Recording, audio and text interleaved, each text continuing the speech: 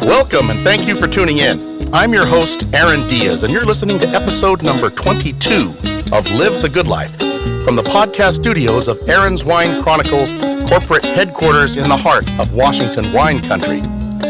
Today, I'm interviewing one of my very favorite people in the Washington wine industry. She is the winemaker for Elk Haven Winery located on Red Mountain here in southeast Washington. In 1999, with her newly acquired degree in chemical engineering, she traveled to the U.S. from Venezuela to learn English and to gain experience in the oil and gas industry. While living in Dallas, Texas, probably the nicest city on the planet, she met her husband, Jamie, and they eventually moved to Auburn, Washington, where they raised their two children.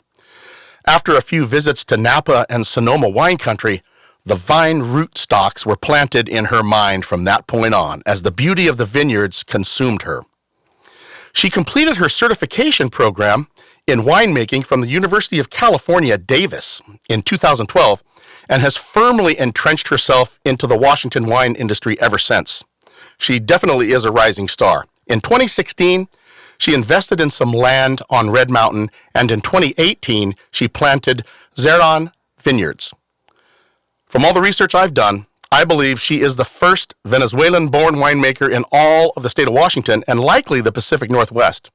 Strap yourself in because you're in for a treat today. She is one of the most energetic, charismatic, and passionate people I've ever met in any line of work, and I've met a ton of people. Ladies and gentlemen, let's welcome winemaker and vineyard owner Ellie Zeron to the show. Yeah, they like you.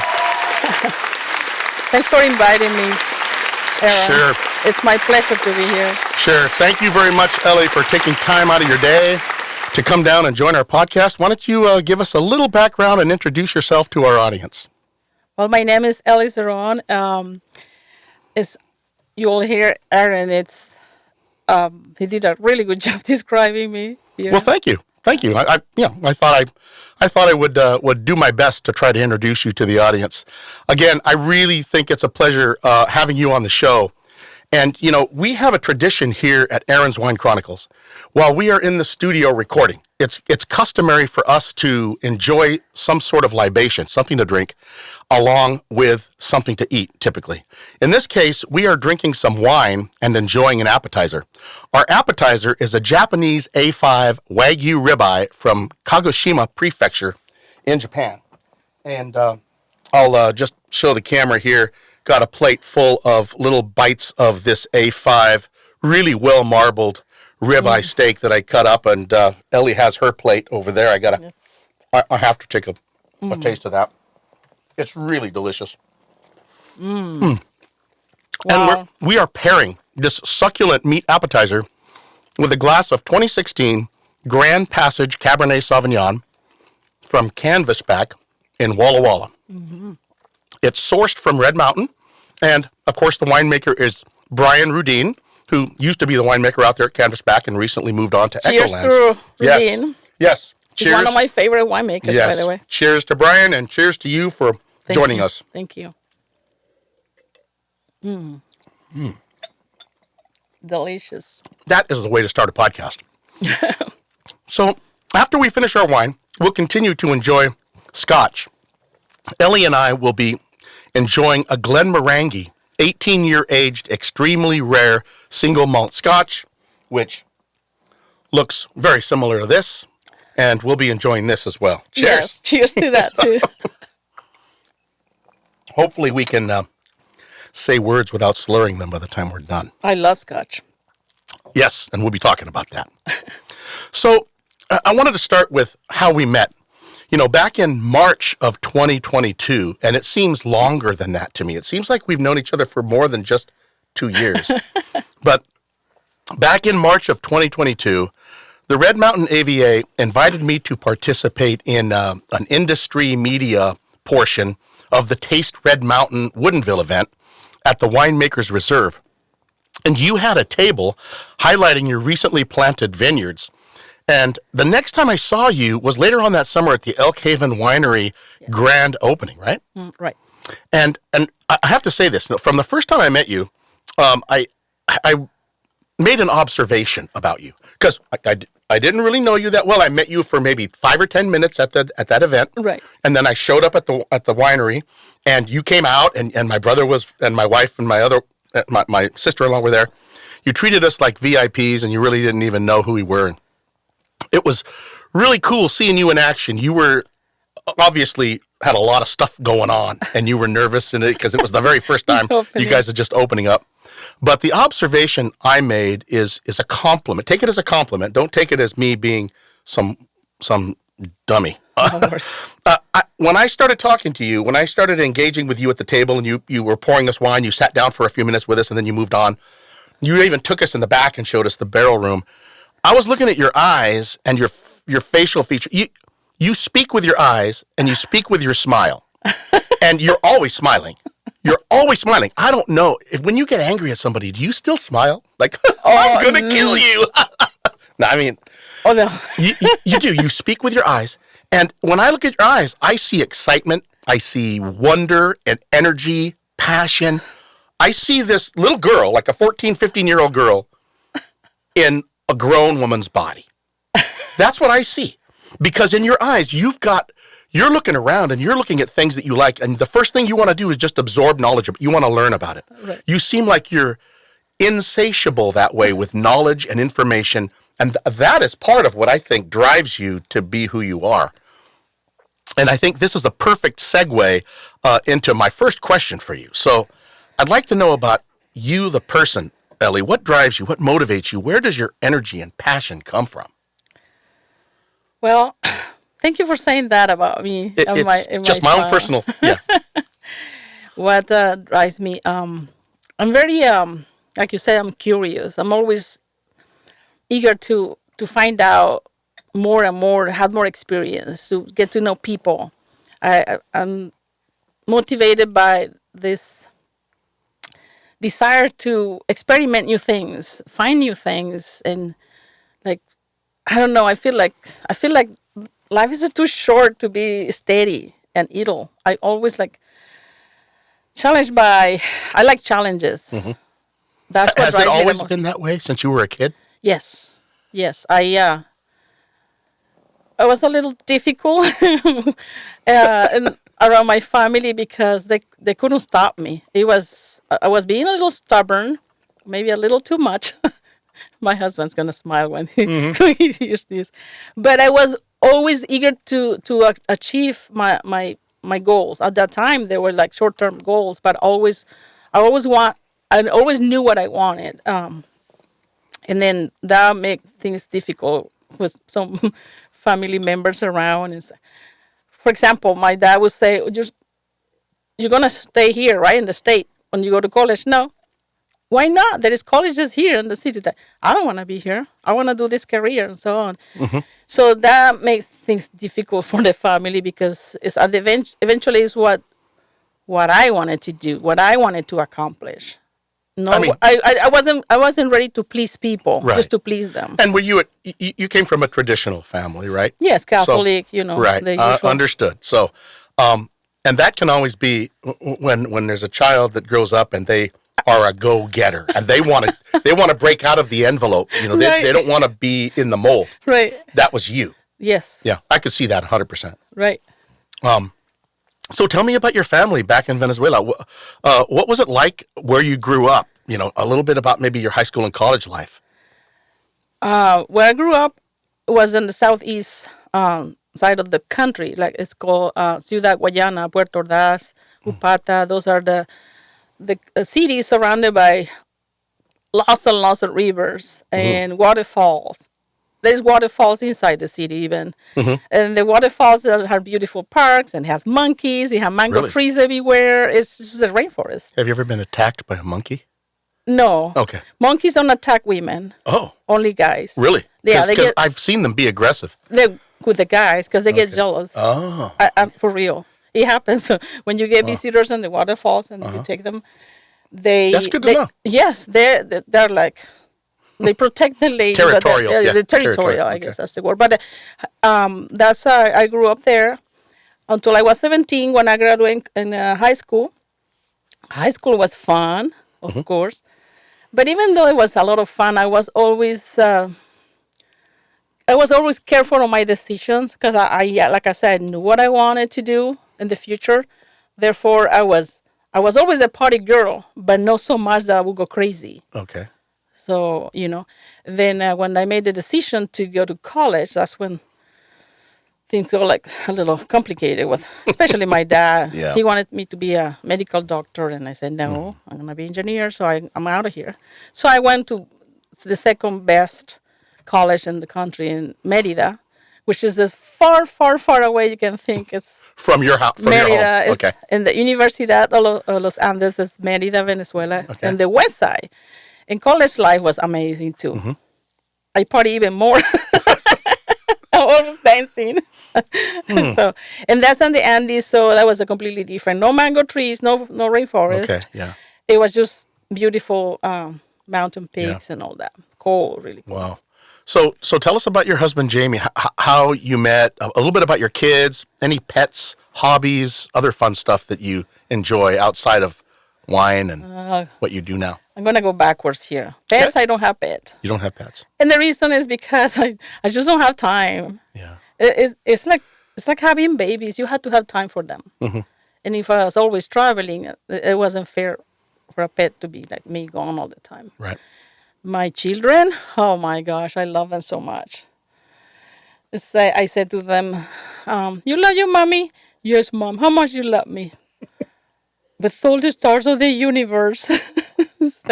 I keep telling that, so they always say that. Eliana is my baby girl. She's 20. Mm-hmm. She's so artistic. She is Cool. so artistic. I love her. We cuddle all the time. Mm-hmm.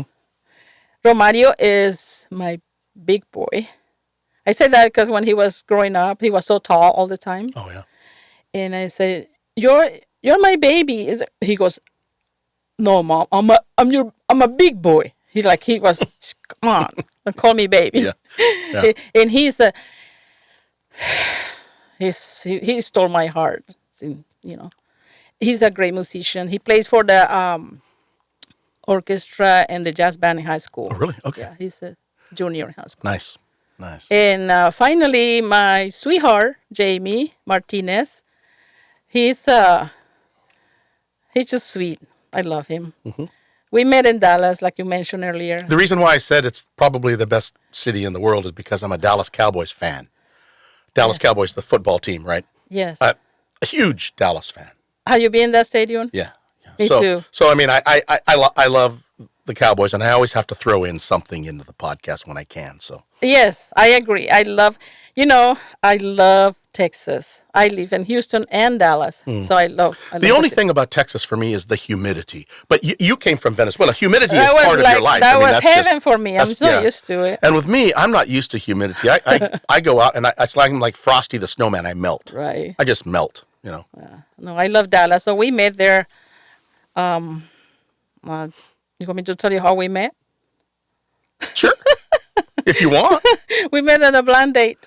A blind date. And now you're life partners. Yes.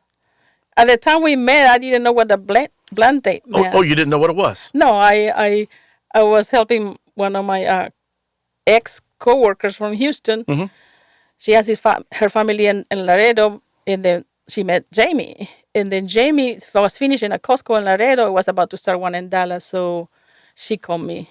She goes, "Ellie, can I get your number to this handsome guy that I just met?" It's like, no. Why not? Why? I don't care. I mean, no. I'm busy. I don't need anybody to bug me. And Jamie's in construction, correct? Yes. So, fine. And she goes, "Yes, I just want you to help me because he's going to move to Dallas. He needs a place to live. So maybe you can recommend good areas." So no, that's it. That's the only reason. I said, sure. She finally did. I went to work and told my boss at the time in Dallas, I guess, can you help me some areas here? Recommend some areas for this guy. He's going to meet me in the restaurant, and an Italian restaurant. I love Italian food. He goes, "Oh, you're going on a date? Do you know him?" "No, she gave him, it's a date. I don't know." "Oh, you're going on a blind date?" I say, "What is a blind date?" Oh. And everything starts from there. Oh. He's a Colorado guy. Well, it seemed to work out. Yes, it did. So right now you're the winemaker for Elk Haven Winery here on Red Mountain. Tell us about how you landed that job. I landed that job. I think by now most of the people around Tri-Cities know how much I love Red Mountain. Red Mountain is in my heart. It's been for a while. I feel like the ambassador of Red Mountain sometimes. I kept talking about it nonstop, and then one day, my husband mentioned that I was looking for property at work, and the lunch break or so. Long story short, Miles is my boss, Miles Jackson. He overheard, or somebody told him that I was doing that. I was trying to find a property in Red Mountain to put a vineyard on it. That was it. He went and told Jamie, just talk to your wife, see if you guys can help me put a vineyard in Woodley. Woodley is in Idaho where he lives. Well, so we ended up putting a vineyard, experimental 12 rows first, and then you go from there. But we put a vineyard for him in Woodley. But I continue working with my job, right? And I didn't really quit my job. So Jamie is the one that actually put the labor into it after, consulting with me, the details and whatnot. He knew it was your passion, so he wanted to get it started and for he believed my knowledge in vineyards and stuff, because I was already studying UC Davis. Yeah, I was in the middle of it. So anyway, he put the vineyard. And I believe it was about 3 years later, he says, Jamie, do you wanna come and check the vineyard? Come with your wife and check it out. I think there needs a little bit of something. Something's missing here. Maybe she can help you. See, she can help me to determine what's going on. So we told the kids, well, it looks like we're going road trip, from Auburn to Woodley, Idaho. So we did that. We spent the night in the Coeur d'Alene Casino. The next morning we drove. It's like 18 minutes to Woodley, to the house where he has that beautiful spaces, beautiful mountains. It's just amazing. We went there and I checked the vineyard. Sure enough, the people that were taking care of that vineyard for the last 3 years were not really experts in pruning or any of that stuff. So when I saw that, I basically, I look at his face, and again, I'm no shy to say things in their face. Sometimes I have to be careful, right? It's like, hey, these vines need help, for real. Right. With the pruning and whatnot. And he offered me the job right there. Wow. This was 3 years ago. Yeah. Only 3 years ago. Awesome. He's like, Ellie, just quit your job. And you launched from there. You launched. Right. And this happened at the end of 2020. Right. So I basically told him, let me think about it. Because it was the COVID thing that year. So everybody's, freaking out about COVID and all that. You're right. Yeah. And then at that point, I said, I'm not going to put my family in risk if I keep traveling all over the country with my job. I better just stay. Right. And then take this job. Cool. Set my roots. So that's when I landed that job with Elk Haven Winery. Well, it was a great step for you, I'll tell you. Well, what are you most proud of with the wines that you're currently serving at the winery, from like the 2021 vintage, the reds, and the 2022 whites that you're showing right now in the tasting room? What are you most proud of? I'm proud of most of them because I'm kind of picky too. There are certain grapes or certain wines that are like some people's favorites, but not necessarily my favorite, but I know how to make it anyway, so it's okay. It's like being a chef and know how to cook Wagyu perfectly, or get the right amount of seasoning to, any food. So with the wine, you had your favorites, you had the less favorite, because it's not your favorite grape or not. But I'm the most proud, definitely, is the Cabernet Sauvignon that I'm crafting using the grapes from Zeron Vineyards, which is, my own grape. So the wine, when people tell me specifically to that one, I love that Cabernet 21s.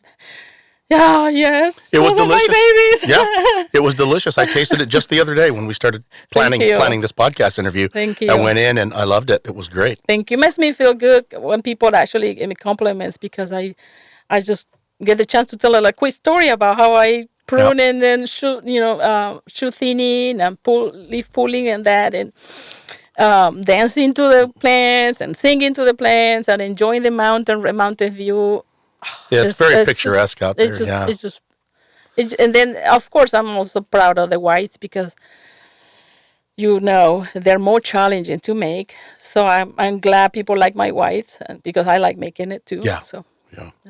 I'll tell you what, why don't we take our audience out on a tour of Elk Haven Winery and let's take a look at the tank facilities and the vineyards. We'll do that right now. Check this out. I think you're going to enjoy it.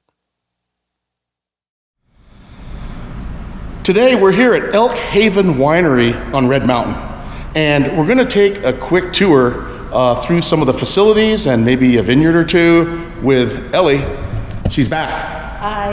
And so anyway, we're in the main tasting room here, and the views are just outstanding. They are really cool. I'm just gonna do a quick panoramic here and show you all the space, the seating, the great views of Red Mountain, the Yakima River, and then of course, there's the tasting bar.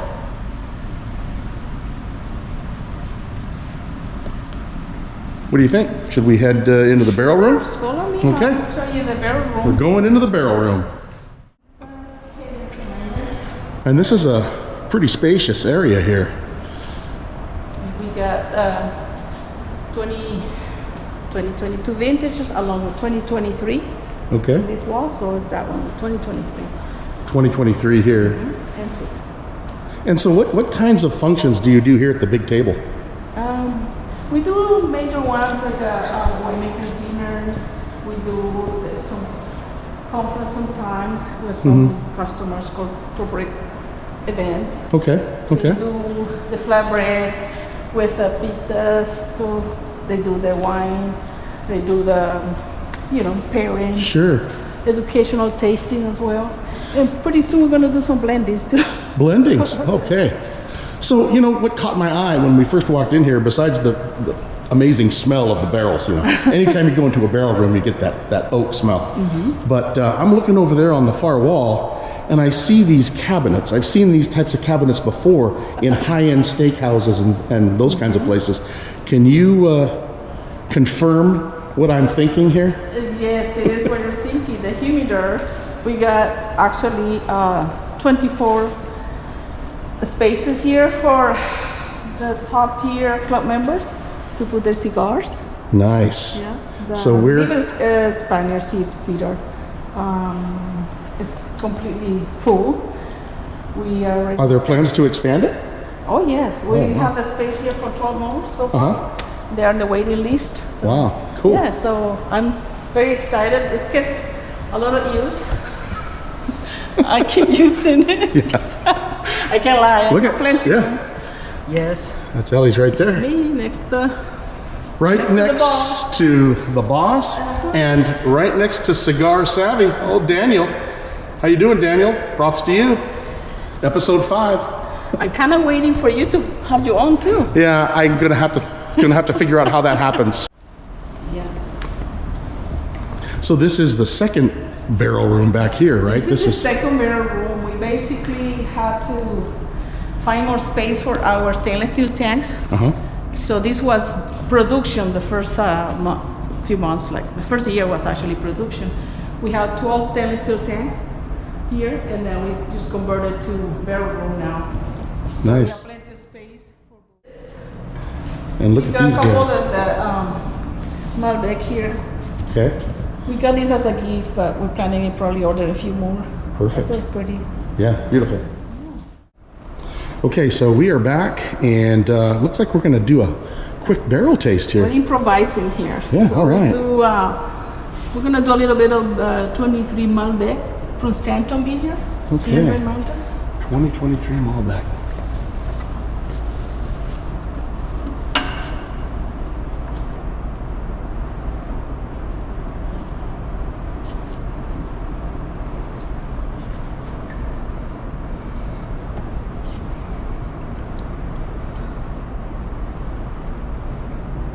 Look at how that color is. Oh, that's beautiful. Awesome. Fermentation happened nicely. The aromas of brand new oak. Beautiful color too.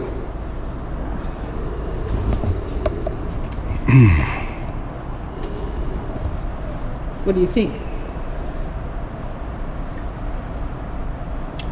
Oh man, that is delicious.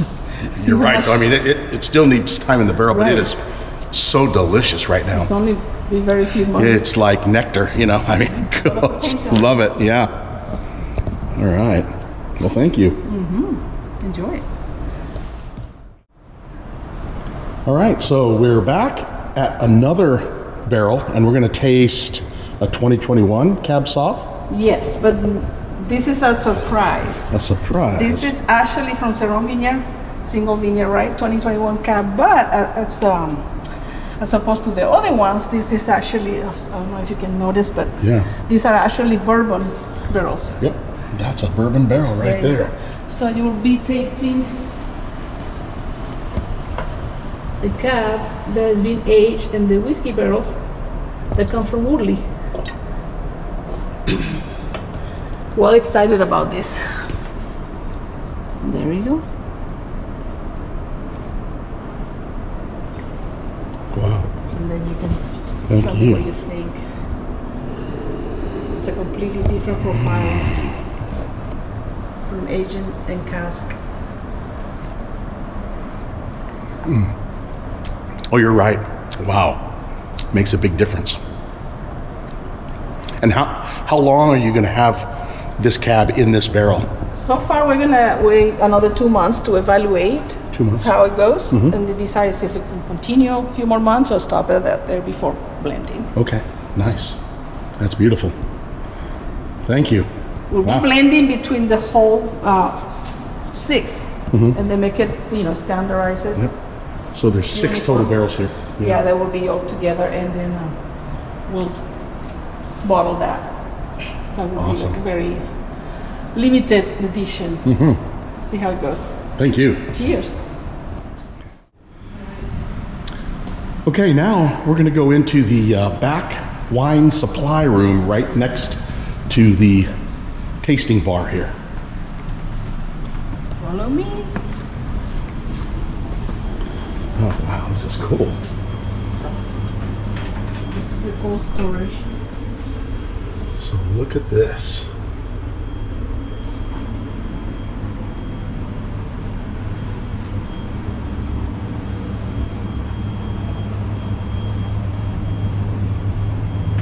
And this is all stocked for you guys to have readily available to you right next to the bar when you're doing tastings and you have events. Correct. Is that right?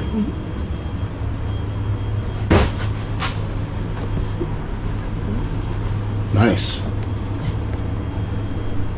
And we go right back out. One of the things that you'll notice when you come to the winery is that it's kind of embedded down about 15 feet or so into the earth where the parking lot is. So you can see that the parking lot is bordered by a lot of rock. You can actually look at the different layers of soil that are right underneath the vineyards that are planted just on top of it. And this is a really good view of what that sediment, what the layers look like, and what the rock looks like underneath the vineyards. You don't get to see this very often.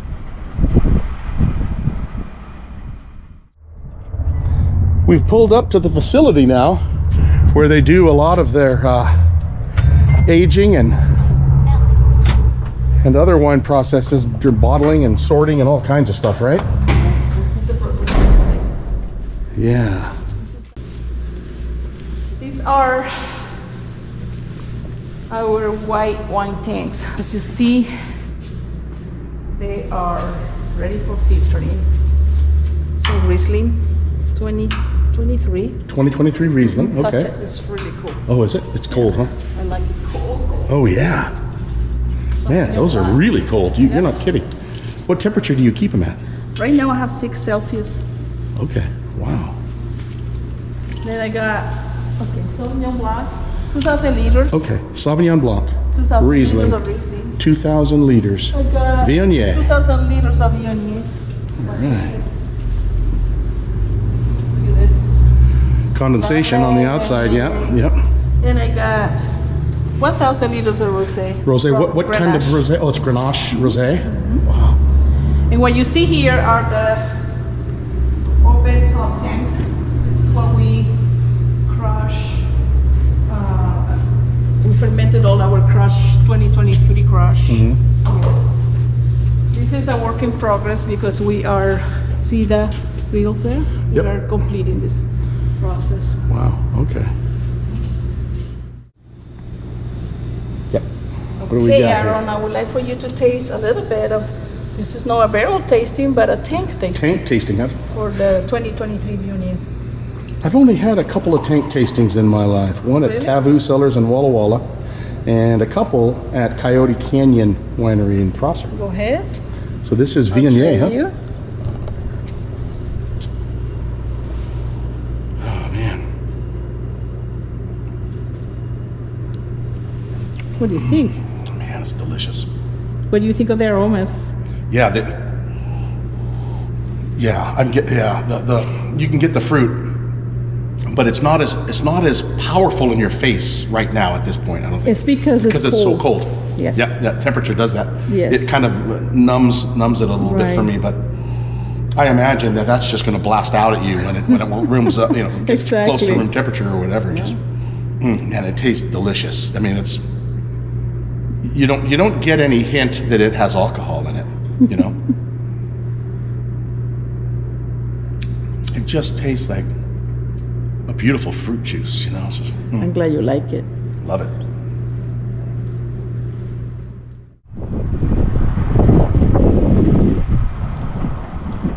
And this is where it's all starting right now for Ellie.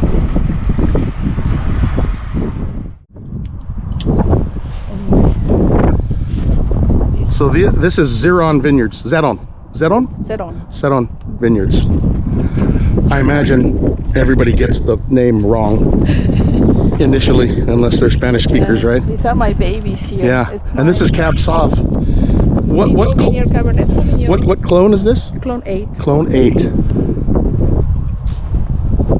So I got 32 rows. 32 rows. 4 by 6. Nice. What There, kind this of is production are you expecting out of this?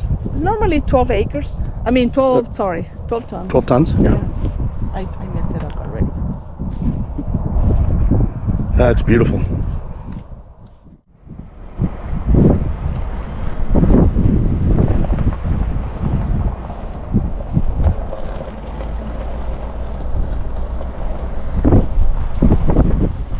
This is the future of Zeron Vineyards and Winery here in the construction phase.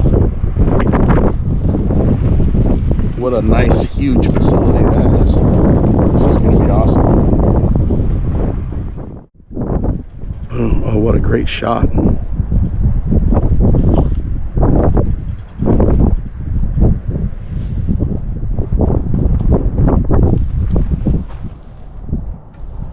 Guess what we got here? Marcelin. Marcelin, established in 2003. Yeah, the views are just really outstanding. So this is Carmenere here, and then Merlot just down past the Carmenere there.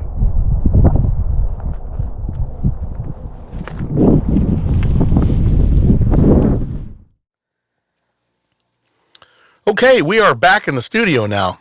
I hope you enjoyed that little tour. I want to thank you again, Ellie, for taking us on that walkthrough of the winemaking facilities.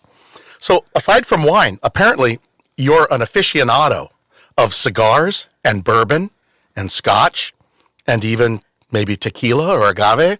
So tell me, where did you learn to appreciate these things? And can you fill us in on Elk Haven's latest venues when it comes to cigars, bourbon, and agave?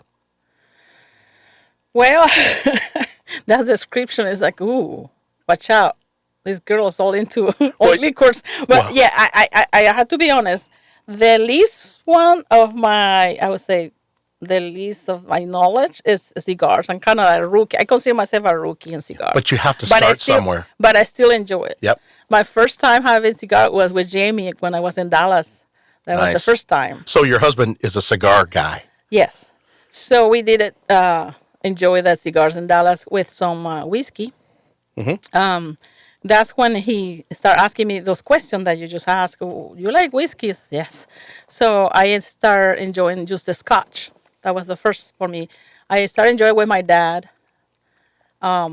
When I was coming little vacation, summer vacation from college, we'll go to the farm, and my dad will enjoy some Scotch with me. But the funny part is that and some of the people that know me know this story already. But he gets the machete, gets in the ladder, gets in the coconut tree, and just chops some of those big bunches of coconut.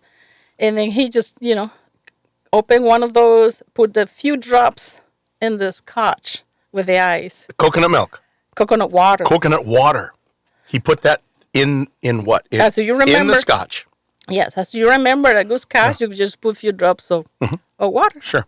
So instead of us using any water that's probably not even that nice, So you know what I mean? We're in the farm here. It's like that's an odd combination. Exactly. But did it work? It worked. It's just a few drops of that, and then it's a tiny, tiny little bit sweet. So we enjoy that together. So until this day, I still put a little bit of the cocoa water that Jamie buys me in Costco, and then I put just a little bit in my Scotch. Nice. That's with the Scotch.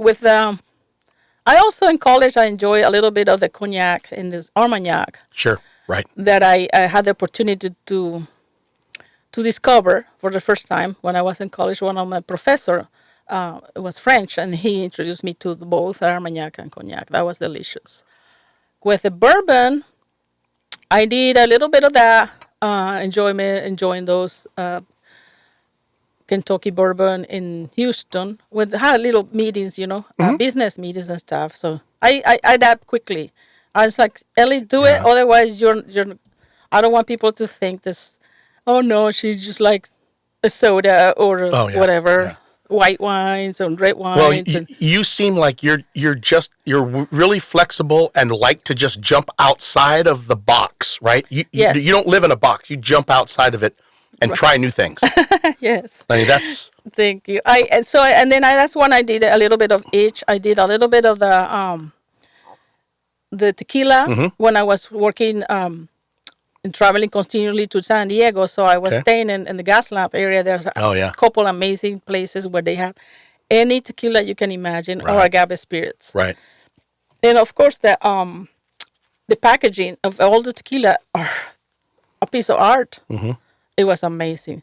And to finally to finish this question, I could say that a little extra in general. From the WSET, I got the level 2 WSET as well. Nice. For spirits. Nice. So it's only spirits. So I learned a little more, Right. But yeah, that's...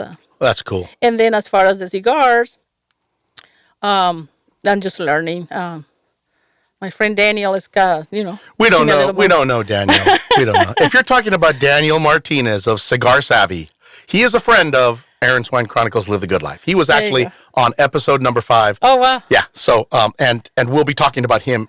Actually, we did talk about him in our clip that we just showed, where we talked about the cigar lockers that you have for your upper class, upper echelon club members. We're expecting another of those humidors. Yeah. So you asked me also, what was the other question about the winery events? Or no, not yet. I will talk about winery events a little bit later on. But you hit on pretty much everything that I asked about the cigars and the scotches and bourbons. Yep. So what I found exciting was that you mentioned that you have a personal wine brand that you're looking to get off the ground, and you have a small handful of barrels that you're currently aging with some of your personally crafted wines. Can you tell us about these wines and give us a little bit of information about when you plan to roll out your personal label and what we might be able to expect? Yeah, so this personal label, it's my dream. When we started vineyard, it was just a vineyard only. It's supposed to be just a vineyard until, having a vineyard and a winery is it's a handful. Right. It's a dream that a lot of people may not even realize ever just maybe just the winery or the cellar, renting a space and having their own label. But in this case, my label comes from the roots, like planting your own vines and helping to put the irrigation and everything all the way to taking care of the plants, getting help from other people that actually teamwork, they help me. So this single vineyard Cabernet Sauvignon that I planted is actually, like I said, my babies. There are 4,500 babies. It's clonate. Clone 8. 32 rows are spacing 7-4-7. That's the spacing. cab, right? Yes. And then I crushed that. I got as soon as we got the TTV license approved, then I went that same year. I went and crushed my official crush 21. It's the first one in barrels. I got, after that, the 22nd, 20, 21, 22, and 23 now in barrels aged right now. Some of them are neutral barrels. Some of them are brand new that I just got last year. I'm excited about it. Yeah. So the plan is actually start bottling 21 pretty soon, I hope, because I'm finishing up with the AP contract that I'm going to be leasing a space where Miles produces the wine, which is an extra space there. So it's going to be my temporary tasting room. Sure. Hopefully, in the next few months, I can say dates because, the state of Washington changes when it comes to licenses. So that's the plan for now. We're going to be hopefully selling the first vintage of Zeron Vineyards, the label. And then we'll stay there until we finish the construction of the winery and tasting room that is located next to the vineyard. Right, which we just saw earlier. Yes. Yeah. Yes. Interesting. Yes. So when I visited a couple weeks ago out at the winery, besides some of the standard Bordeaux and Rhone varietals that most winemakers plant and make wine from, you mentioned that you planted a varietal that is new to the area. Some people have called you the queen of it. Can you describe how you came upon the Marcellan grape and what prompted you to work with it? Marcellan, yeah. Marcellan. That's my latest discovery. And the queen came from Mr. Dick Boucher. He's the one that smiled at me, shake his head. Oh, Ellie, you're the Marcellan queen. He's so sweet. I love him. Well, what happened? Well, Marcellan, in case you don't know what it is, we're talking about a grape. It's a vitivinifera from France. It's actually, it was the creation is a bread between Cabernet Sauvignon and Grenache. It was bred by Dr. Paul Truel in 1961, I believe. Wow, okay. 63 years ago. So this is a cross between a Bordeaux varietal and a Rhone varietal, or Spanish varietal, right? Yeah. Yes. So like in Spanish, they call it Garnacha. Yeah, right. Yeah, so it's in between Grenache, is a cross between Grenache and Cabernet Sauvignon. And the reason for doing that is they wanted to create a varietal that was actually high heat resistant. Heat resistant, yeah. And that's what actually, and the Marcellan name comes from the French town, Marcel, I don't know how to pronounce it. Right. Marcel, also. So they create that.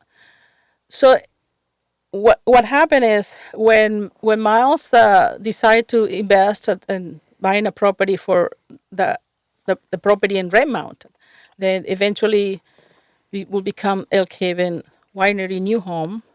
So at that point, I knew it's over. He's finally gonna get this Red Mountain bug that I planted. It's like, I really insisted to get something in Red Mountain, and he did. I'm happy he did. He said this is gonna be new.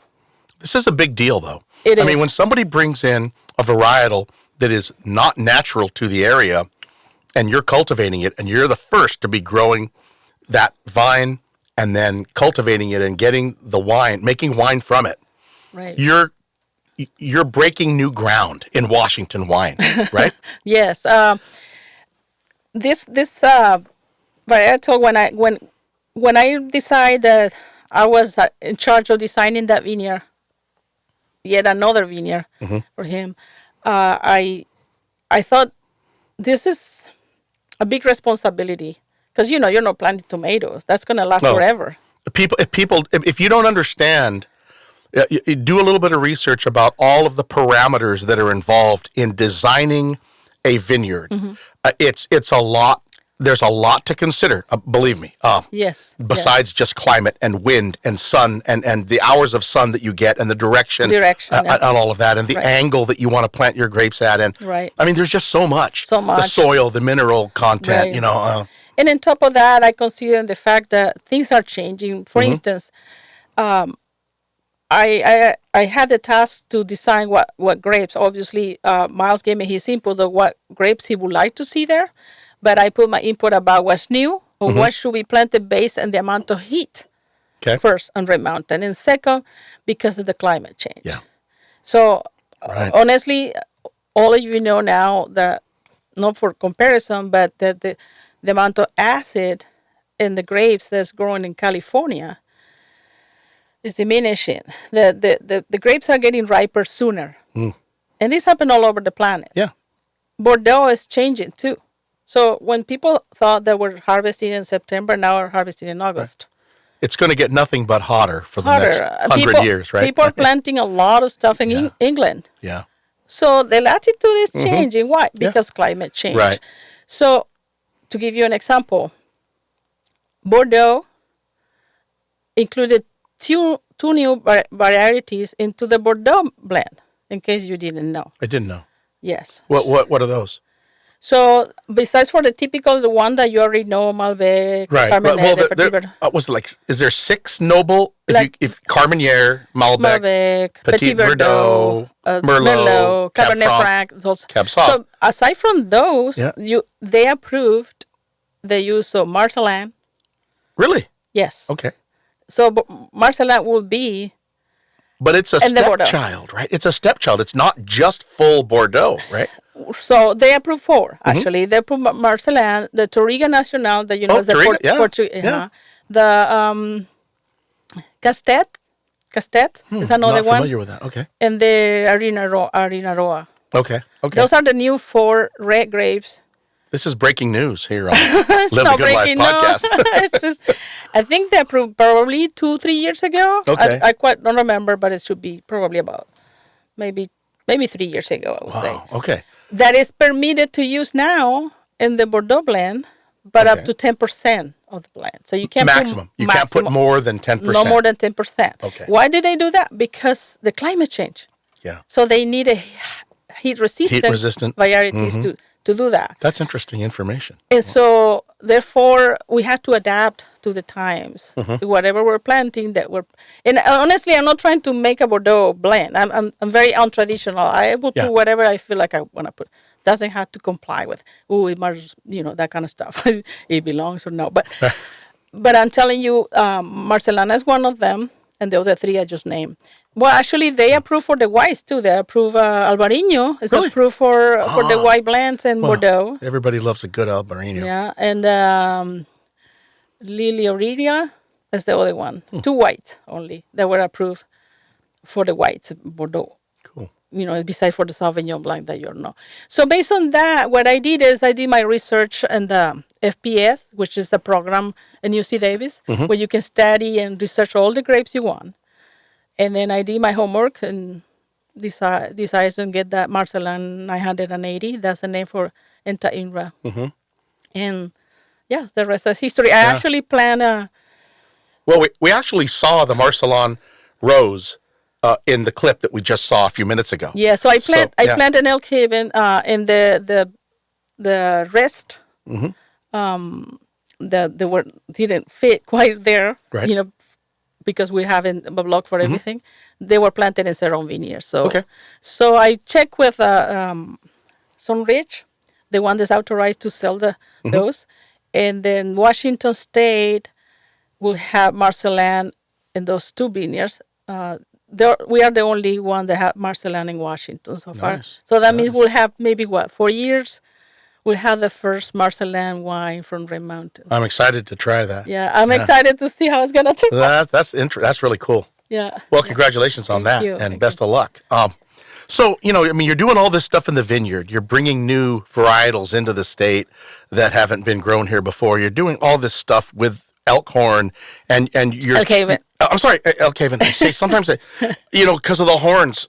Yeah, I get it. Elk Haven, yeah, and you're doing all this stuff with their venues. You're bringing now the new dimensions of Scotch and cigar nights, and also the agave and the bourbon, Yes. the bourbon line that's going to be rolled out. Yes, Rainfire. A lot of stuff going on, and now I understand that you have plans to present a workshop or a seminar completely performed and conducted in Spanish to focus on wine, and you're targeting the Hispanic Latino vineyard workers on Red Mountain. Can you tell us a little bit about that? That sounds really awesome. I'm so excited about it.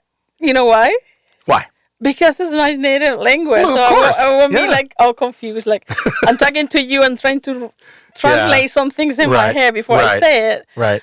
But for that particular event, I'm ready to, do my best because it's going to be 100% Spanish. This is about a idea that I had. I went and presented this idea to Marshall. Mm-hmm. We were in Wine Beat. And then I said, Marshall, I have this idea. He heard me out. I said, wow, Ellie, this is awesome because they need that. I mean, these are people that work so hard in the vineyards. And then they just getting their hands to produce the best grape we can get. For our audience, can you tell the audience who Marshall is? Oh, Marshall, is the general manager of Shaw Vineyards. Mm-hmm. Yes. So he's a great guy. We met last year. So you proposed this Yes. course or seminar or whatever you want to call it. Yes. Well, it turns out that it happens to be that we were sitting close to each other waiting for the conference, Dr. Marcus Keller for Wine Beat, like 2 weeks ago. Wine Vit. Yeah, right. That was right. 2 weeks ago. Mm-hmm. So we talk about this, and he said, "Yes, Ellie, that's great because I really want the Hispanic community to enjoy wine like everybody else. Seems like they're not doing it enough, and then I would love for them to experiment with the fruit of their labor. Really, Yeah. I see it that Right. way because I'm growing grapes too. So." Sure. I want to be able to go there and teach them about wine, about enjoying it, about how to order it at the restaurant, order it in the wineries, go more tasting. So we're gonna do the total 8 wines, all Spanish. What else? It's gonna be so far. He said that 40 something people are going. He had to Nice. and he said I haven't even included Candy Mountain yet, so he's gonna do 2 sessions, I guess. Yeah. One for Red Mountain, and the next one will be Candy Mountain. So how did you meet Marshall? It wasn't at Wine Vit. You've known Marshall longer than. Yes, I met him last year because when we did the opening in Elk Haven, Mhm. he came and visit. Nice. Mr. Late Dick Shaw came and welcomed us to the neighborhood. Nice guy. Mm-hmm. Yeah, we all love him. He said, "Welcome to the neighbor." He wasn't drinking anything at that point. He didn't want to take anything. He stayed very few minutes there, and then he left. And then later on, he came again, and then he met me. He wanted to talk to me and offer me the possibility to get some grapes. So basically, what I remember clear when he said, "Ellie, anything you need, any grapes you need, please call Marshall and ask about those." He grabbed a couple of business cards, his business card and Marshall's, and the next time I talk to Marshall, I will call Marshall and I say, "Well, yes, Ellie, I was told. I already know what you're going to ask me. He was expecting you to call. Mr. Shaw already told me about you. Says, I'm ready. What do you want? What do you need?" And the rest is history. Wow. I feel so blessed, Yeah. so lucky, because those vineyards are amazing. So Absolutely. Yeah. and it doesn't matter how much Cabernet I produce in Zeron Vineyards for me to share with the boss, or how much we planted 12 acres in Elk Haven. Right. So that's not even enough either. So we all know that Yeah. we need more grapes, you know. Right. So I'm glad. That's how I met Marshall, through Mr. That's a good story. Yeah.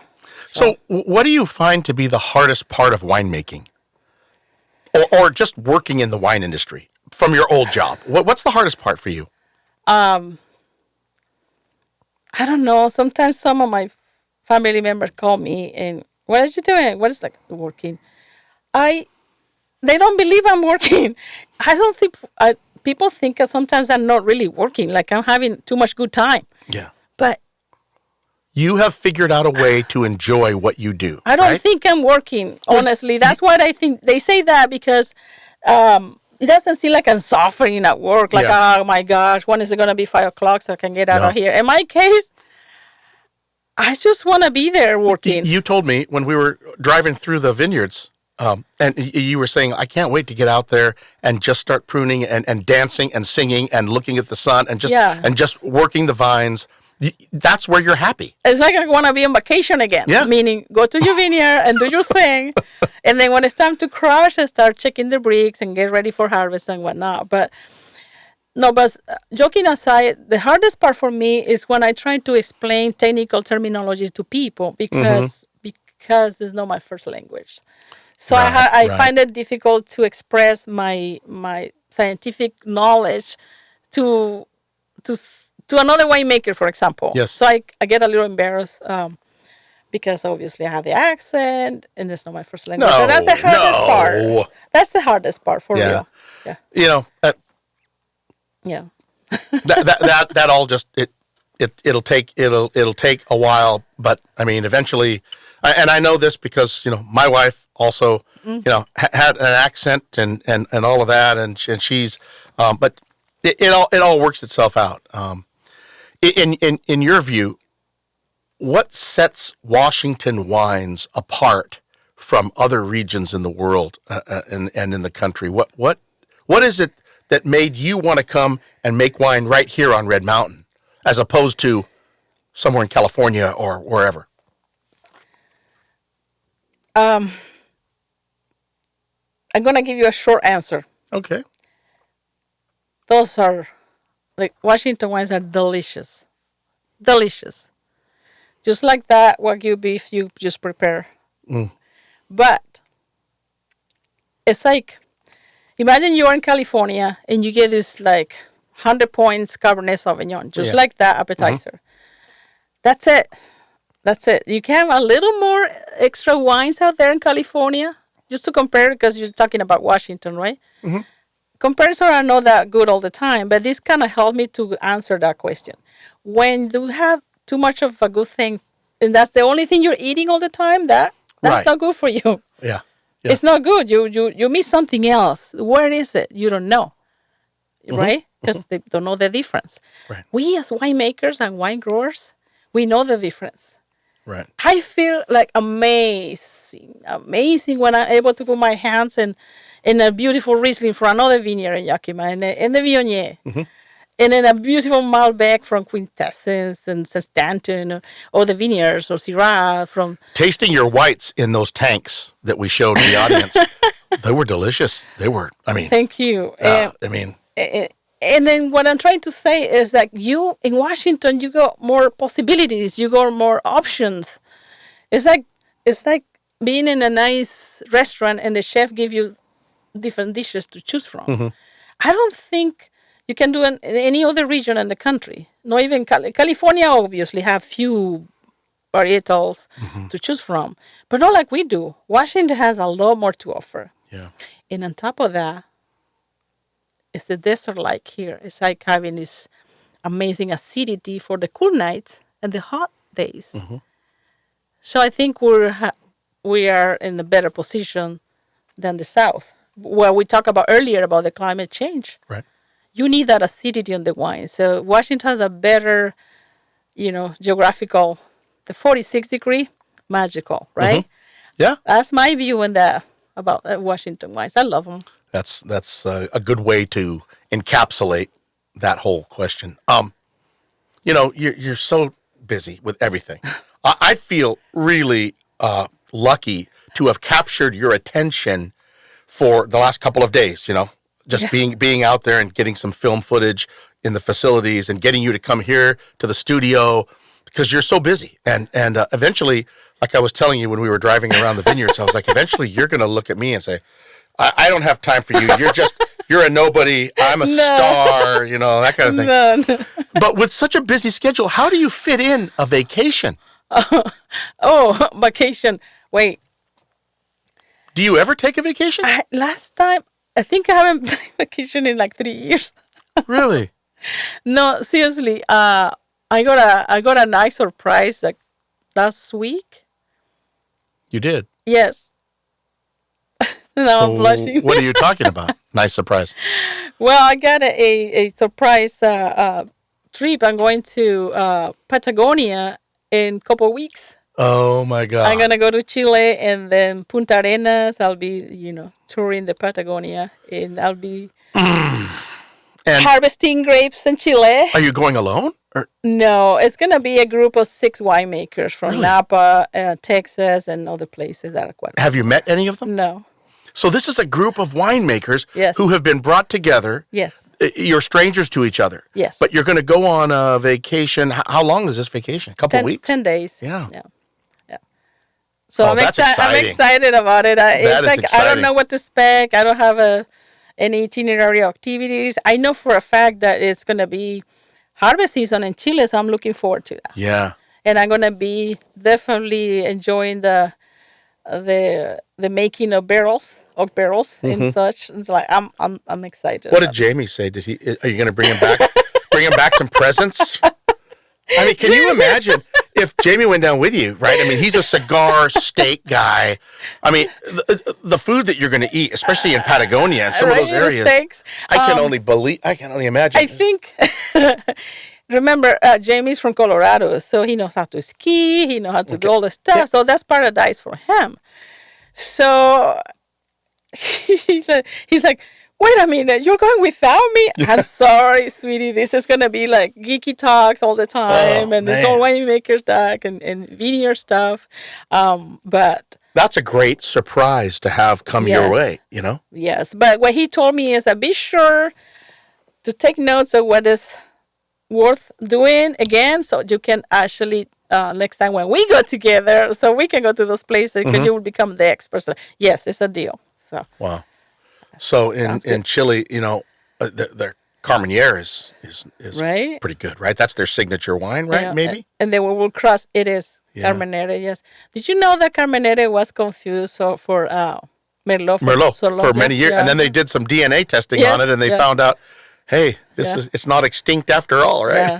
So I learned that from one of my professors in UC Davis, Carol Meredith. Mm-hmm. She's a DNA scientist. Yeah. Yeah. I'm familiar with her work. Yeah. So what future events are happening at the winery at Elk Haven that you can tell us about? I can tell you about, I'm not quite familiarized with the schedules of the events in the tasting room, but when I go to social media, I realize there are so many events lately. It's like, what happened? There's events every weekend. I'm excited about it. Some of them I can not attend. I don't have time, but they had so many events like movie nights, trivia nights, and other stuff, that pairings, all kind of pairings. I'm excited about that, if I can make it some of them, but I encourage people to go check it out. Those are the ones that are more like routine. The ones that I'm really, really excited about is about the fact that we just got approved for bringing liquor in the tasting room. So it's a shared tasting room now. And the boss is bringing the Rainfire bourbon and the Rainfire vodka. Rainfire bourbon and Rainfire vodka. Yeah, you can check it out at the rainfirespirits.com. Awesome. Yes, and it's awesome. They're going to be doing some great cocktails, and you can buy those liqueurs there. They're also bringing agave spirits from Jalisco. Oh, nice. Yes. Agave spirits. Yeah, so they are being aged in the whiskey barrels. Mm-hmm. So I'm excited about that. So will you have a special area at Elk Haven, at the winery, where people can do their tasting of spirits that's Yes. different from the wine areas. Yes, so there's gonna be, how they're serving in the by law they had to serve it, Yeah. people 21 and Right. over. Right. But I believe they're gonna accommodate certain spaces when it's gonna be more like you're gonna be smoking outside. Oh, okay. And so it's gonna be fantastic the way they're gonna redesign some of the outside areas to do the events. What I've noticed is just between the grand opening and when I was out there last week with you, there's been a lot of changes to the grounds and the tasting room and everything. I mean, it's really evolving quickly. Evolving. Trust me, I had to take pictures often. I love taking pictures. And you work there. I worked there because the boss is pretty good at adding new stuff and like the liquor thing. It's like I believe it's only 50 license in the whole state for Really? this. Wow. Yes, so he got this license and now he's excited about getting the liquors there. But what strikes me is how delicious this whiskey is. And already, I didn't mention vodka early because I'm not a fan of vodka, but I am of whiskey. This whiskey is just amazing. I can't wait. Can't wait to try it. Yeah, it's elegant. It's just... That's nice. It's a sexy bourbon. That's what I call it. That's good. And then he actually makes this bourbon in Woodley, Okay. outside his home. The distillery there is about 4,500 foot, the space. Wow. Yeah, and that's what I call it, the baby still. It's like it's like has the copper pot and the towers for the columns. I'm lucky enough to say that I've been working along with him at the beginning. Yeah. No anymore, like you said, I don't have time for that part. So he has his employees doing that. Right. But I was able to do the first batch with him in Worley. And the other still he got is in Maple Valley. That's 10,000 square foot of space for the second distillery. That's what they're processing the vodka from wine. Wow. Yes. I should quit my job and go to work for your boss. That would be a great job. You want me to hire you? I'll hire you in a bit. Let me look into that. I could be tired of being a scientist, right? We're both scientists, so we're right. going to do something different, right? So, well, Ellie, every time I spend time with you, I learn something new about wine and something new about you, and I appreciate the opportunity to host you today. So before we go, could you please remind our audience again about Elk Haven Winery? Well, Elk Haven Winery is actually my... Where's it located at? The actual address, do you know? Yes, my playground is located at...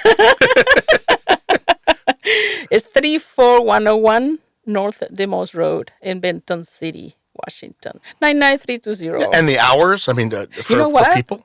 One of these days, I'm gonna create a new label in my own wines. The winery is gonna probably say 99320. No, just kidding.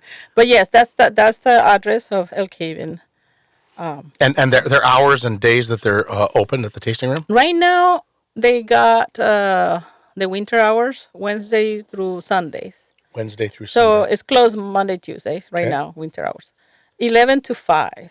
Oh, that's not bad. 11 to 5. And okay. I believe that's going to change pretty soon because as the weather gets better. Right. You'll be open both Monday and Tuesday as well, so it'll be 7 days, or well, last year was 7 days. Okay. Last year. So you may be open again 7 days. I can't be sure, but most likely. Okay. That's my guess. Excellent. Yes. So. Well, Ellie, I'd like to thank you again for joining us on Live the Good Life podcast. That's all we have for today's episode. Again, for more of Living the Good Life, you can find us on TikTok, Instagram, and Facebook at Aaron's Wine Chronicles, or you can go online at aaronswinechronicles.com. And for a video podcast version of this episode, visit my YouTube channel at the @ Aaron's Wine Chronicles 6666. Thank you all for listening, and remember, wherever you go, whenever you can, always live the good life. Until next time.